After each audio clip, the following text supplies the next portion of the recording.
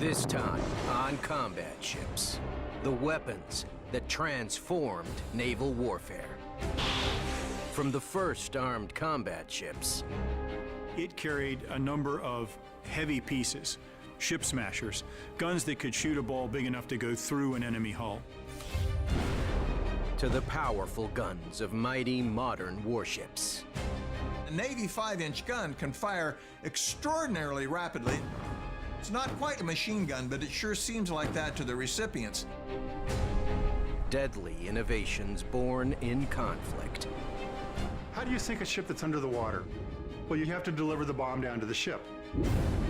And Cold War missiles with unimaginable power. This is a 2-megaton weapon. It's about 100 times more powerful than the atomic bombs dropped on Japan at the end of the war. The evolution of naval guns, firing faster, firing farther, and finding the target.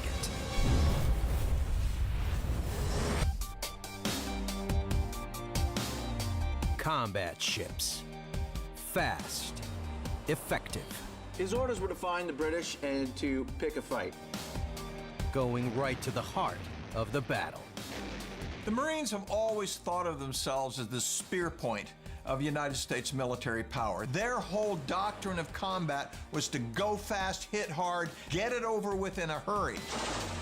Combat ships have changed the world. She gained her freedom. Now she's going down the river with an army. She was like, we're about to show you what we're working with. Thanks to clever design, raw firepower, and the heroism of their crews. The rule of thumb on a frigate is you can lose 2 spaces and stay afloat. But if you lose a third, you go to Davy Jones's locker in a hurry.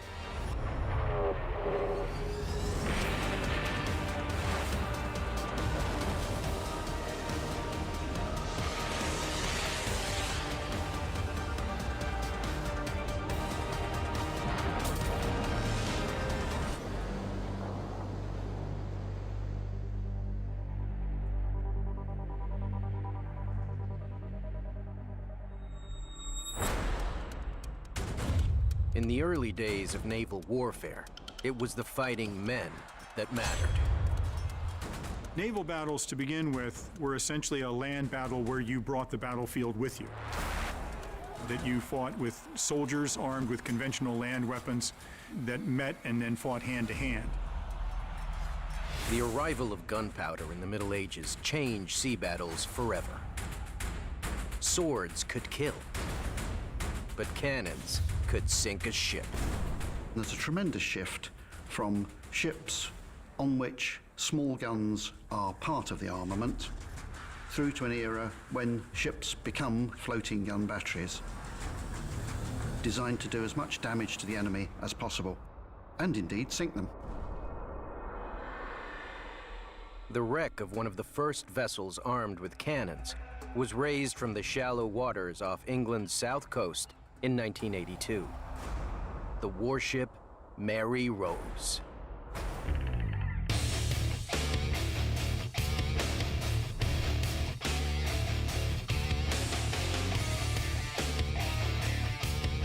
Mary Rose was built by King Henry VIII, who saw that naval guns were the future.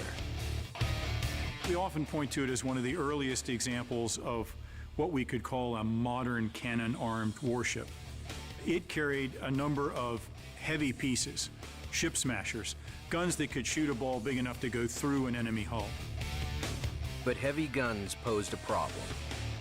Put them on the top deck, and the ship capsizes. In the 16th century, the French solved it.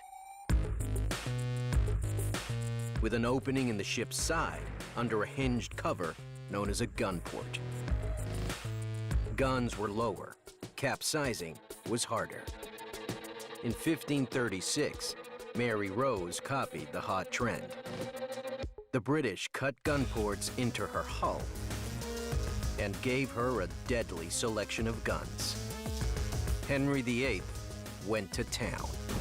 There were 14 different types of gun on the Mary Rose, and these varied not only in size, but in the material, in that some were bronze and some were iron, and also in the size and weight of the shot. Mary Rose's guns were made in two ways. Either crude iron guns forged by blacksmiths, or more advanced bronze guns cast in one piece. Up to 3 tons of molten metal were poured into molds, creating a solid metal cannon. These state-of-the-art weapons came in varying sizes. The biggest were large ship-smashing cannons that could fire a 70-pound shot. Mary Rose also had smaller, long-barreled guns called culverins that could fire cannonballs over 450 yards. In July 1545, Mary Rose got a chance to test her new weapons in combat. In 1545, Henry VIII was at war with France, and the French Navy was threatening England with an invasion. So the English fleet was gathered at Portsmouth. When the French sailed into the Solent, Henry and his admirals decided that the best thing to do would be to come out to confront them. On the morning of July 19th, Henry VIII watched the battle unfold from the ramparts of Southsea Castle. As the flagship, Mary Rose led the fleet toward the French. She opened fire. Then, disaster struck. The best eyewitness account says that she fired guns from the starboard side and was turning to bring the other guns to bear when she turned too steeply and water entered through the gun ports on the side of the ship of the guns she just fired. She heeled over too much, water entered through the open ports. The very thing that made her a modern combat ship was her undoing: the portholes for her new guns.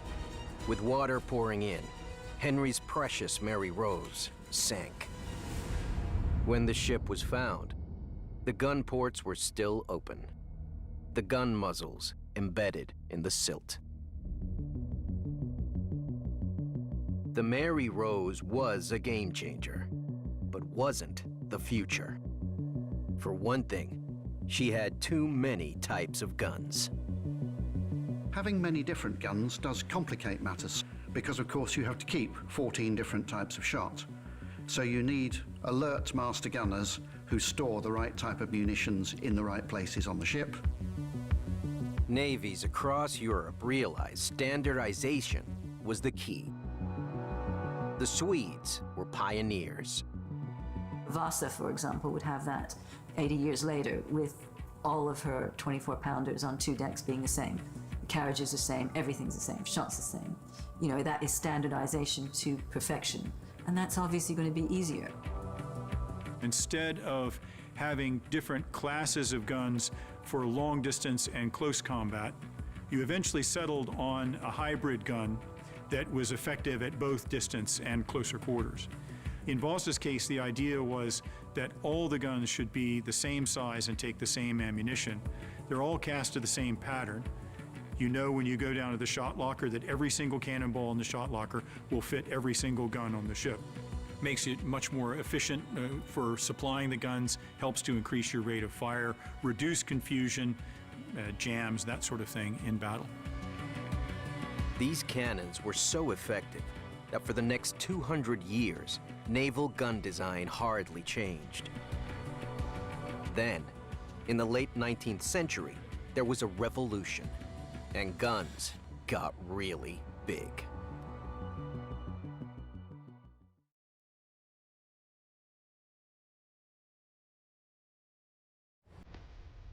In the early 1800s, the biggest, most powerful combat ships were the huge wooden ships of the line, which could carry over 100 broadside firing cannons. But by the mid-19th century, warships began to change. They replaced their sails with steam engines. Wooden hulls became steel. And guns got bigger. By the later 19th century, there was a sort of technological race in which ships are attempting to be designed to be armoured so they couldn't be sunk by the existing technology. So there's a constant pressure to make guns bigger faster to use, easier to aim, and indeed able to have much greater ranges. Rotating gun turrets came next. They protected their crews and had a wide arc of fire. From the 1850s, 1860s onwards, turrets began to take over as the main housing for naval armaments. So rather than have 100 slightly smaller guns firing broadside, you would have perhaps 2 to 4 guns in each turret, and you could direct turrets in different directions. In just 50 years, combat ships went from this, firing 32-pound cannonballs at an enemy a mile away, to this, firing shells weighing 1,000 pounds or more over 10 miles. In simple terms, these were quite horrific weapons to be on the wrong end of.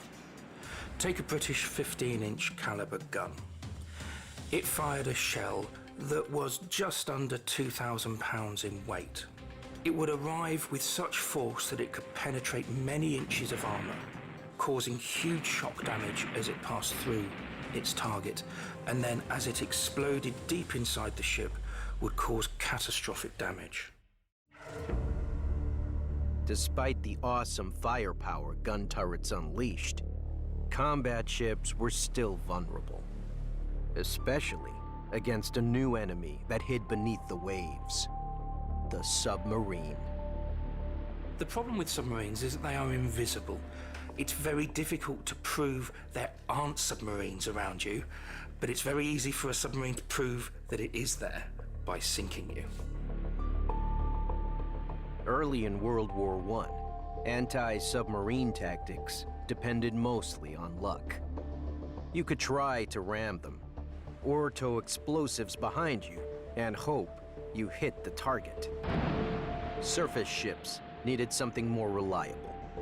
In 1916, a new naval weapon appeared, the depth charge.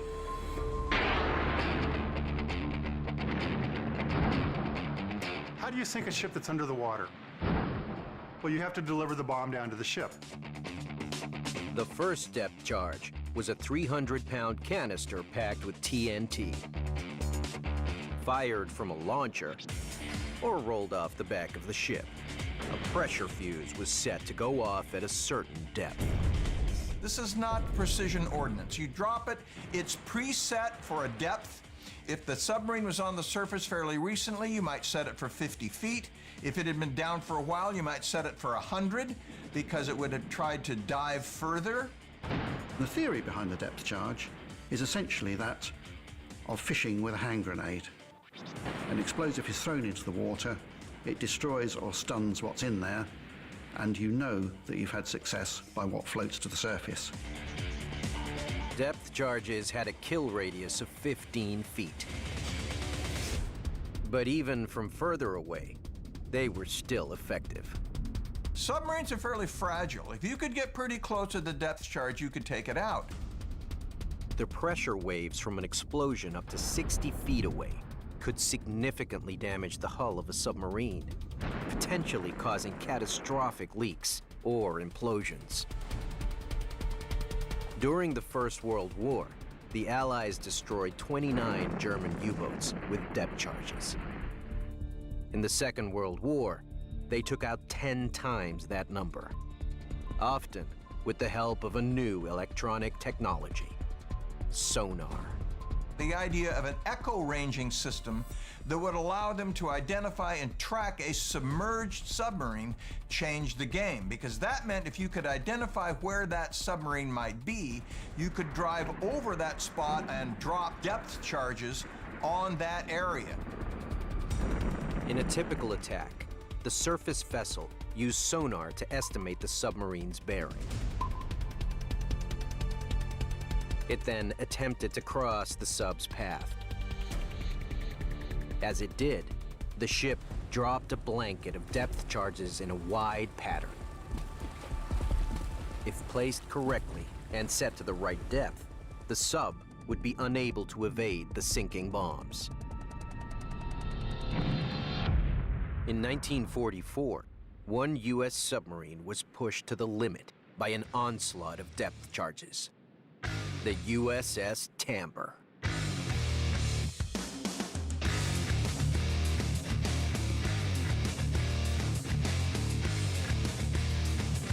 In February 1944, the Tamber was patrolling the South China Sea, hunting Japanese merchant convoys. Its skipper was Lieutenant Commander Russell Kefauver. On February 3rd, it spotted a convoy and went in for the kill. The standard attack mode was for the submarine, which was faster than the freighters, to run an end around, get ahead of it, and lie in wait for a torpedo shot as they passed. The Tamber had done this and set up for its shot and fired torpedoes, successfully hit its target. But the convoy was escorted by a brand new Japanese destroyer, armed with the latest naval weaponry, including sonar and depth charges. And the destroyer immediately turned, spotted them, and ran straight for them. Bob Hunt was a torpedoman on board Tamber. Boy, did she come at us. And of course, it's dive, rigged for depth charge. So we were able to make the dive, and all of a sudden we weren't going down anymore, and we were about 260 feet, and obviously we were on the bottom. So we shut everything down for what we call silent running. We were there, and of course that nice new destroyer knew exactly where we were, and boy did he lay a strip of about 12 depth charges right on us. He just hammered us something awful. The Tamber was trapped. If they started up the motors and made sound, the destroyer would ping them with their sonar and have a precise location for aiming their depth charges. If they sat still, they just were at the mercy of the accuracy of the captain. What the Tamber's crew didn't know was that the Japanese destroyer did not need sonar to locate the Americans. Because of some earlier depth charge damage on the way down, they were bleeding air. So that seeing where the bubbles were rising, he was able to pinpoint the Tamber and simply made pass after pass after pass, dropping depth charges. The Japanese destroyer launched a punishing series of attacks. You can imagine the submarine skippers and the crews kind of listening to the explosions, whether they were close or distant, to tell them whether they were going to live or to die. For 17 hours, the crew of the Tamber lay waiting at the mercy of the depth charges. They took turns repairing the boat. Oxygen and power were running low. Lieutenant Commander Kefauver knew they couldn't hide on the ocean floor any longer. They had to escape. But the sub was now stuck fast on the seabed. All seemed to be lost. Then, the diving officer had an idea. He started moving air and water around to the various ballast tanks and air tanks. They ran the propellers forward and back, almost like trying to rock a car out of the mud by going forward and back, forward and back. Finally free, Tamber anxiously headed for the surface. To the crew's relief, the destroyer was gone. After a day-long attack and 34 depth charges, the Japanese were convinced the Tamber was destroyed. The Americans surveyed the damage to their sub. There was depth charge shrapnel embedded in the wooden decking. There was a huge crack along the hull, and there was fuel oil escaping. Everything was broken on the sub. Few submarines survived the kind of depth charge attack that the Tamber survived in the East China Sea. 34 depth charges, most of them quite near the hull. They had survived one of the worst ever depth charge attacks on a U.S. sub. During the Second World War, 52 American submarines were destroyed, most of them with the loss of the entire crew. The USS Tamber came close to joining them.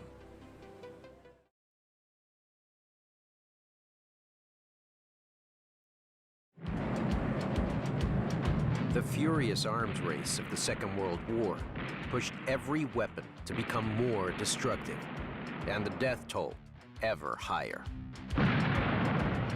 Humanity's capacity for destruction seemed limitless.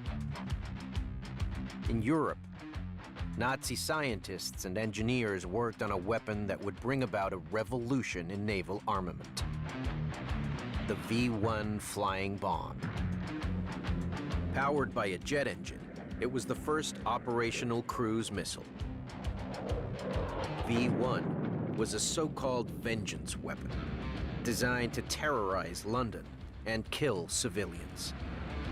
It could fly 160 miles, able to hit the capital from launch sites in mainland Europe. Nearly 10,000 V-1 bombs were fired at southeast England. These attacks only stopped when Allied forces overran the launch sites on their way to Berlin. The potential of this brutal weapon was hard for the Allies to ignore. During the war, the Americans had captured examples of the V-1 missile and built their own versions of it. The U.S. Navy was eager to adopt this new technology. Ordnance revolutions in naval warfare take place when a new technology emerges that can allow one combatant to fire from a greater distance. At the time, the Navy's most powerful guns could hit targets 25 miles away.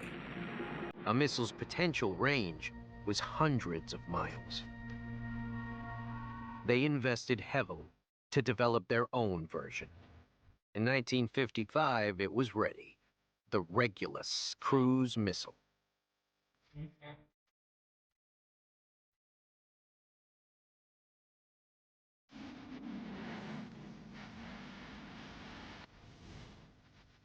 Submarines were armed with Regulus prototypes. Booster rockets launched the missile, then were jettisoned as a turbojet engine took over. Although much more powerful and with greater range, Regulus retained some of its World War II roots. The Regulus, like the V-1, was launched from a ramp. And like the V-1, it was a sort of flying bomb. But instead of carrying a conventional bomb like the V-1, Regulus was armed with a brand new and devastating technology.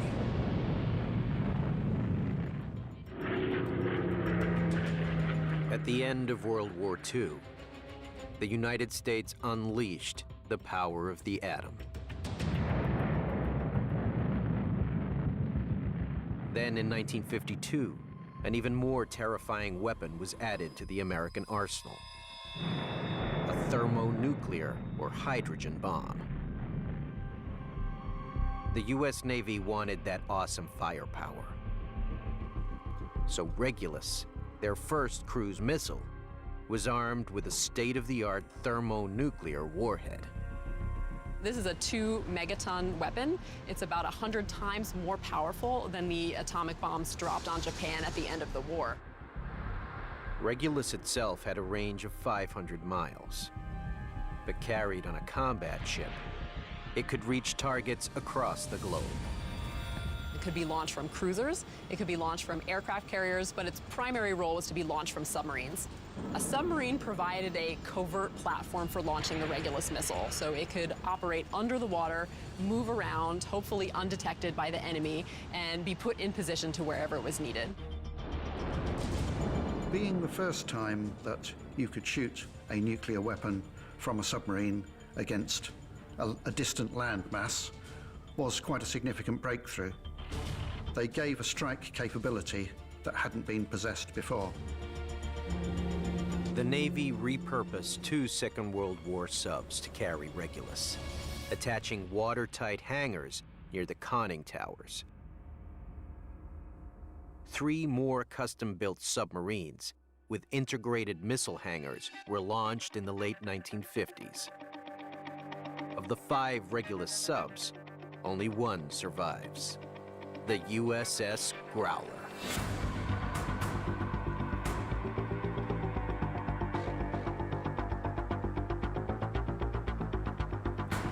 These nuclear-armed submarines entered service as the Cold War began to heat up. They gave the U.S. an advantage in its arms race with the Soviet Union and drastically changed submarine warfare. During World War II, submarines were primarily armed with torpedoes, and their purpose was to attack other ships, right, to sink your enemy's vessels. Now you have submarines that are carrying a very powerful weapon aimed at strategic land targets. You could hit an enemy on a distant continent, cause massive casualties and massive dislocation to an entire state, not just to one army or one ship or one enemy unit. Missiles really changed the nature of warfare itself. The Regulus became part of the United States' nuclear deterrence policy. A threat devastating enough to keep the Soviets from risking an all-out war. The Regulus missile submarines operated out of Pearl Harbor. Their 70-day patrols were carried out almost entirely underwater and in total secrecy. The Regulus missile submarines were essentially covering really one major target. They operated off the coast of the Kamchatka Peninsula in Russia. This is the far western Pacific, and this was the site of a major Soviet naval base. And this would have been a place where the Soviets would have been able to launch attacks across the Pacific. So this was considered a really significant target, and the U.S. Navy ensured that there were always 4 Regulus missiles available out on patrol to be prepared to attack that target should it become necessary. The patrols took the submarines dangerously close to Soviet shores.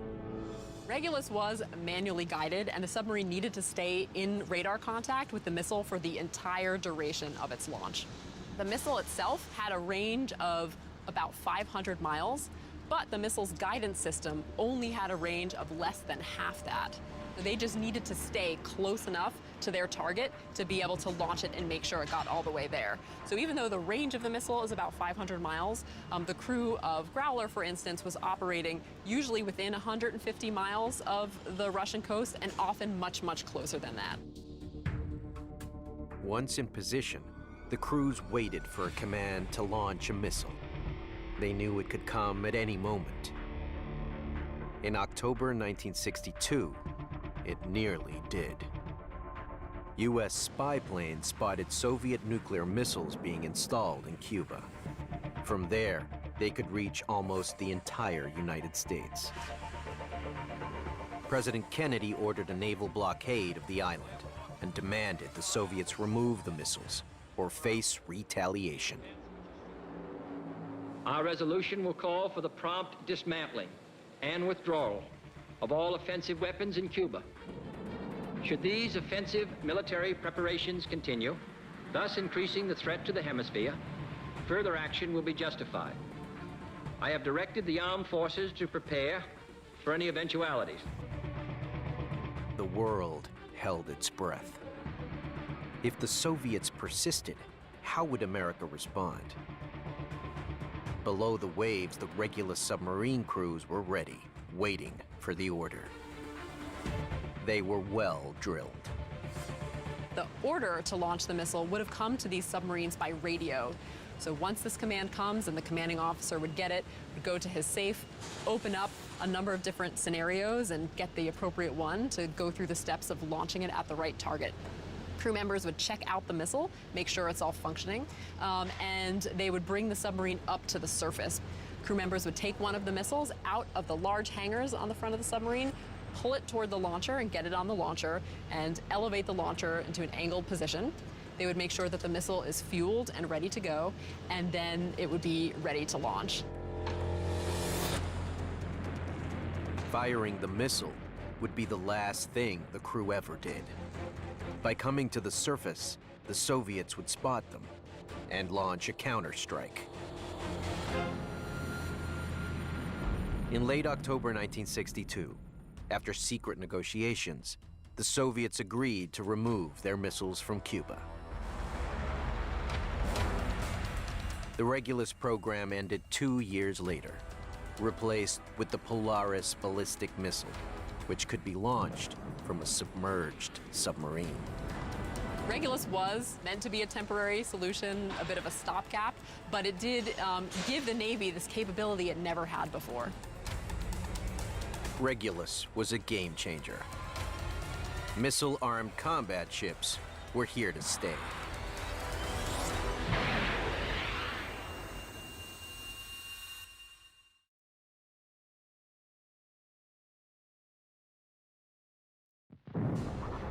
Today, navies need to be ready for any situation, from full-scale war to patrol missions.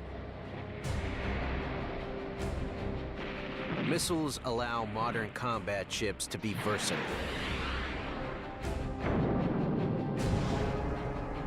They can take out other ships. Incoming anti-ship missiles, aircraft, submarines, land targets, and even intercept ballistic missiles. But they are not the answer for all threats. Once thought to be redundant, naval guns are still a vital combat weapon.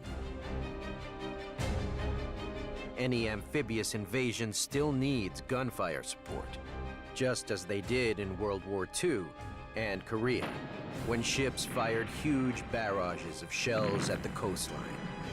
But today, they are even more effective.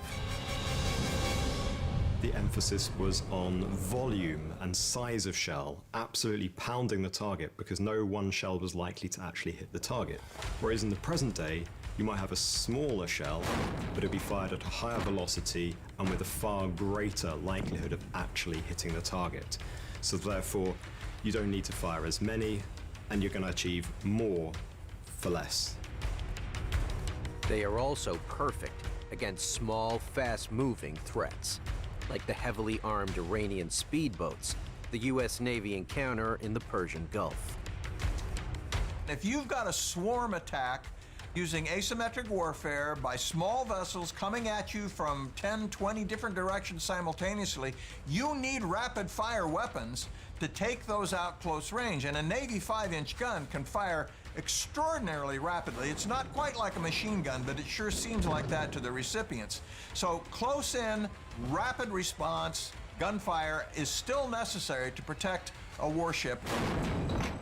To provide the best protection for their vessels, most navies rely on both guns and missiles to defend their ships.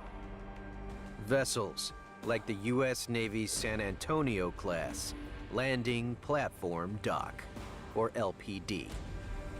This is LPD-23, the USS Anchorage.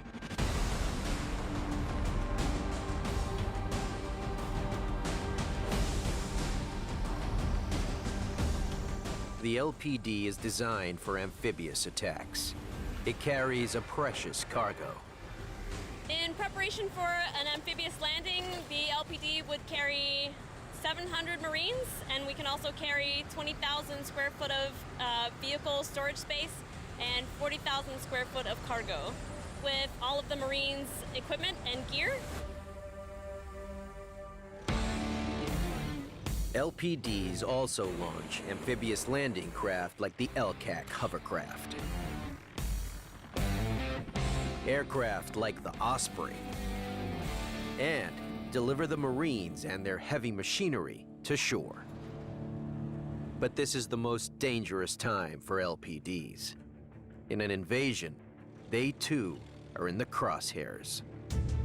Amphibious transport vessels, as they're approaching the coast and switch towards their function of offloading the troops into landing craft ahead of shore, become the primary target for the defending force. Because if there is an amphibious force coming towards you, at that point, that becomes the greatest threat. If you defeat the amphibious transport vessels, you defeat the landing. To defend themselves, the San Antonio-class ships carry a revolutionary weapon: rolling airframe missiles, or RAM. We have 2 launchers, one forward and one aft, that carries the RIM 116 rolling airframe missile. It's a point defense weapon that we use to defend the ship against anti-ship cruise missiles. The rams are fired from launchers that store 21 missiles. Each one is fire and forget, meaning it will find its own target, allowing the launcher to engage multiple threats at once. The missiles travel at supersonic speed, delivering an 8-pound warhead with pinpoint accuracy. When the ship's radar picks up an incoming threat, it feeds the RAM system all the information it needs to track it, like bearing and altitude. Then the RAM launcher springs into action. Once that order is given, the percussive caps on each end of the canister where the missile is held will pop off. Then the missile will start to ignite, launch off. As it's going out, it has rails on the inside of the canister. They allow the missile to spin.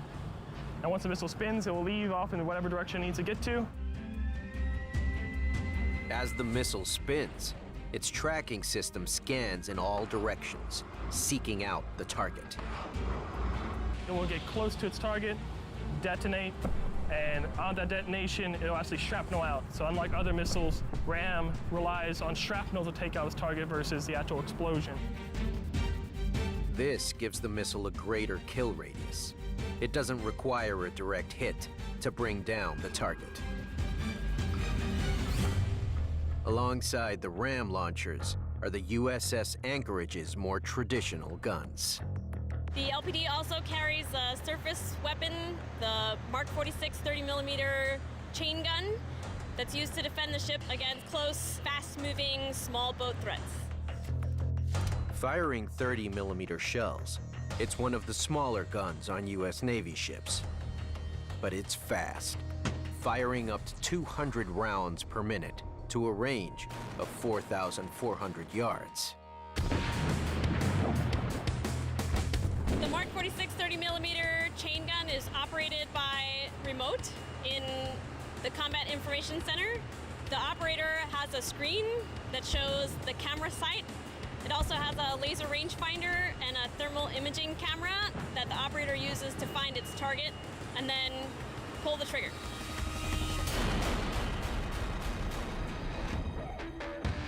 The LPD's combined arsenal of rapid-fire gun and missile systems give them a vital and formidable last line of defense, protecting themselves and the troops they put ashore. USS Anchorage is state-of-the-art. But the story of naval weaponry isn't over. The top guns of the future are turning science fiction into fact.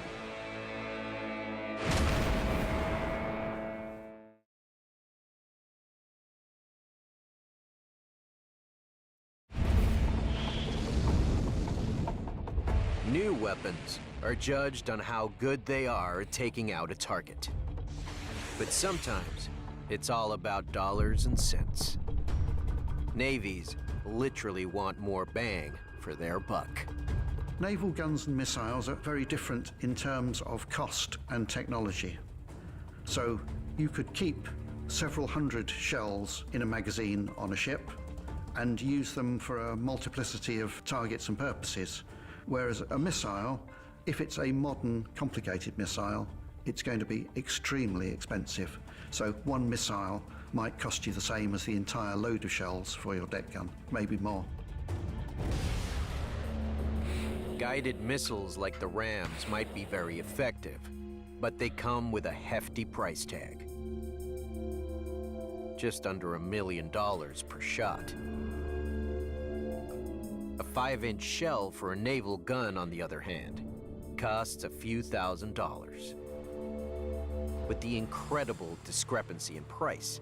Weapons manufacturers and navies are looking at high-tech ways to expand the capabilities of traditional naval guns. To do it, one Italian company went beyond the gun to the ammunition. The result? The Dart 3-inch guided shell.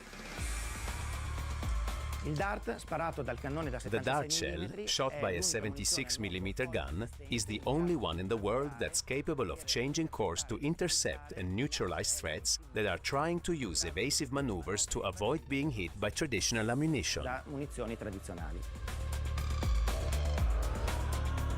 The Dart 3-inch shell is fitted with small wings.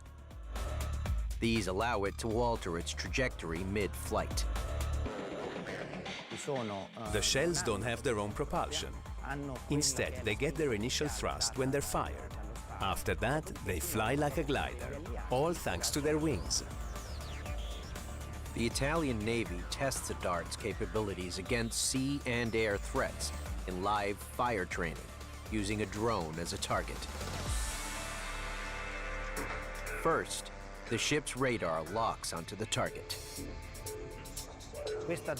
This radar signature is relayed to the ship's gun, which then fires the Dart shell. The gun is equipped with a radar antenna that can then steer the shell towards the target, maneuvering and gradually closing the distance to the target until its destruction. The Dart has proved itself to be fast and accurate. But like all shells, its range is limited by the power of the charge that launches it. But that could change.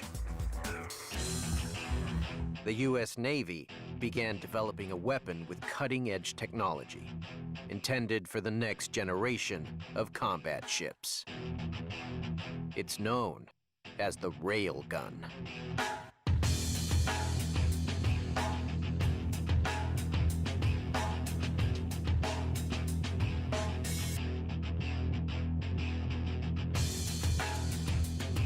It works by placing a solid shell between two rails in the barrel of the gun, connected to a huge power source. A massive electric current is sent through the rails, generating a magnetic field that propels the shell forward at 5,600 miles per hour. The velocity of the projectile that you will be firing, that will be far in excess of a naval gun and far in excess of many missiles as well, which makes it incredibly difficult to stop and means it has incredible hitting power when it reaches its target at the other end. When it leaves the barrel, the projectile is traveling over 7 times the speed of sound. This means it covers 115 miles in about 90 seconds. As the shell hits the target, the immense kinetic energy of it traveling at supersonic speeds is transferred to the target and obliterates it. The railgun therefore needs neither gunpowder, chemical propellant, nor explosives to destroy a threat. Just a huge electricity source. The development of naval weaponry throughout the centuries is very much an evolutionary process. There's the new offensive weapon, and then there's the new defensive countermeasure to tackle it. But every now and a while, there is a change that is more revolutionary, where it transforms the environment. From cannons to gun turrets and nuclear missiles, the relentless arms race on our oceans will continue, changing the way combat ships look and fight.